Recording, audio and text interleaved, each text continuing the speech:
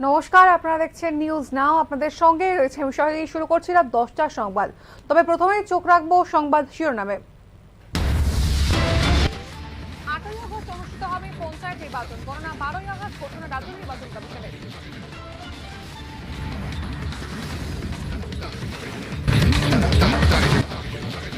বুধবার 10 জন সাফাই কর্মীর জন্য হরিজন কোয়ার্টারের উদ্বোধন করলেন মুখ্যমন্ত্রী মানিক সাহা।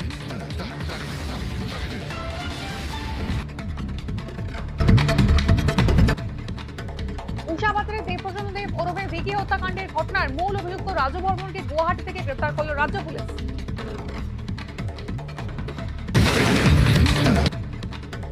রাজ্যের বিভিন্ন বিদ্যালয়গুলি বন্ধের প্রতিবাদ জানিয়ে বুধবার মুখ্যমন্ত্রীর বাসভবনের সামনে বিক্ষোভ দেখায় এনএসইউআই ও যুব কংগ্রেসের কর্মীরা।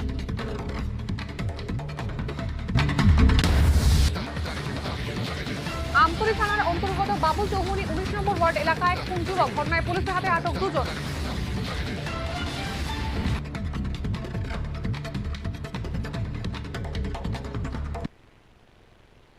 চলে আসছি বিস্তারিত সংবাদে। বুধবার সাংবাদিক সম্মেলনে পঞ্চায়েত নির্বাচনের দিনক্ষণ ঘোষণা করেন রাজ্য নির্বাচন কমিশন। আগামী 8ই আগস্ট ভোট এবং গণনা হবে 12ই আগস্ট। রাজ্যে আসন্ন ত্রিস্তর পঞ্চায়েত নির্বাচনের দিনক্ষণ ঘোষিত হয় বুধবার। সচিবালয়ে আয়োজিত সাংবাদিক সম্মেলনে রাজ্য নির্বাচন কমিশনার জানান, পঞ্চায়েত নির্বাচনের ভোট গ্রহণ আগামী 8ই আগস্ট অনুষ্ঠিত হবে। ভোট গণনা হবে 12ই আগস্ট। প্রার্থীরা মনোনয়নপত্র জমা দিতে পারবেন 18ই জুলাই পর্যন্ত। মনোনয়নপত্র স্ক্রুটিনি হবে 19শে জুলাই। মনোনয়নপত্র প্রত্যাহারের শেষ দিন 22শে জুলাই।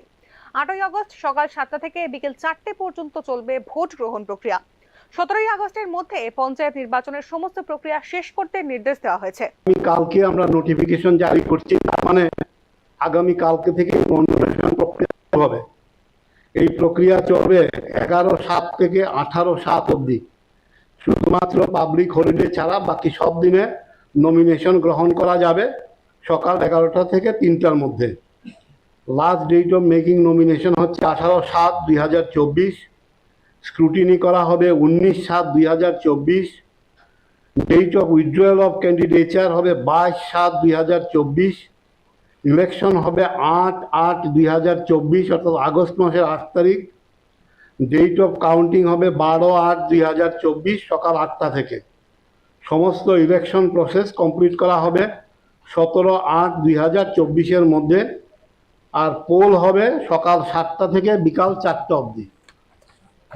এই দিনের এই সাংবাদিক সম্মেলনে রাজ্য নির্বাচন কমিশনের কমিশনার ছাড়াও দপ্তরের অন্যান্য আধিকারিকরা উপস্থিত ছিলেন।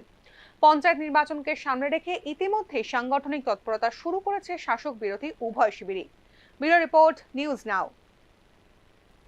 10 জন সাফাই কর্মীর জন্য হরিজন কোয়ার্টারের উদ্বোধন করলেন মুখ্যমন্ত্রী। আইজিএম হাসপাতাল কমপ্লেক্সের পাশে বানানো হলো নতুন কোয়ার্টার। বুধবার 10 জন সাফাই কর্মীর জন্য হরিজন কোয়ার্টারের উদ্বোধন করলেন মুখ্যমন্ত্রী। 10 জনের মধ্যে 9 জনকে বুধবার চাবি দেওয়া হয়েছে। মুখ্যমন্ত্রী জানান, আরেকটি ফ্ল্যাট তৈরি হচ্ছে।